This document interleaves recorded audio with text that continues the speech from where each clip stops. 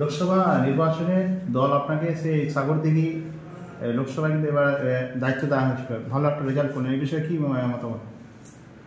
দেখুন, কিছু বলার নেই। আমাদের জয়পুর লোকসভার ক্যান্ডিডেটটা যিনি হচ্ছেন খলিলুর রহমান সাহেব, তিনি সব ব্যক্তি।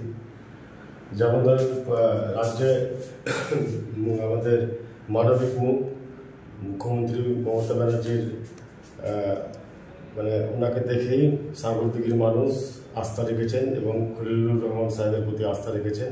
সর্বোপরি দল সাগরদিঘির দায়িত্ব আমাকে দিয়েছিলেন, যে সাগরদিঘিটা একটা বড়টুকু জায়গায় আছে, বিপ্লবকে এখানে দায়িত্ব দিলে হয়তো দল সঠিক ভেবেছিল যে না, বিপ্লবই পারবে।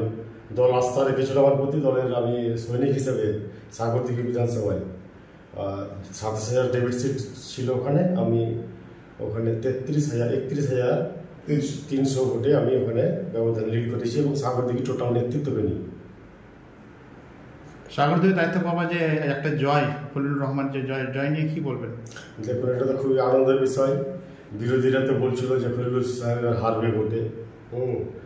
বিভিন্ন রকমভাবে বিভিন্ন প্রচার চালিয়েছে যে সাগরদিঘিতে আমরা, বিরোধীরা বলছে লিড করবো, সুতি লিড করবো, লালগোলা লিড হবে, সব জায়গাতে লিডের আশা বিরোধীরা দেখছিল। আমি বলেছিলাম ভোটের দিন 7 তারিখে যেদিনকে ভোট শেষ হলো, সন্ধ্যাবেলায় মিডিয়া প্রেস করেছিলাম যে খলিলুর রহমান 1 থেকে 1.5 লক্ষ ভোটে জিতবে, সাগরদিঘি বিধানসভাতেও লিড হবে। আমি কালকে রেজাল্টের মাধ্যমে যেটুকু দেখলাম, যতটা অ্যানালিসিস করেছিলাম গোটা বিধানসভা করে, ঠিক তেমনই সবটাই মিলে গেছে। শুধু লোকসভা ভোট বা বিধানসভা ভোট না, বিভিন্ন ভোটে আপনি চ্যালেঞ্জ ছুড়ে সে চ্যালেঞ্জ পূর্ণ করেছেন আমরা দেখেছি।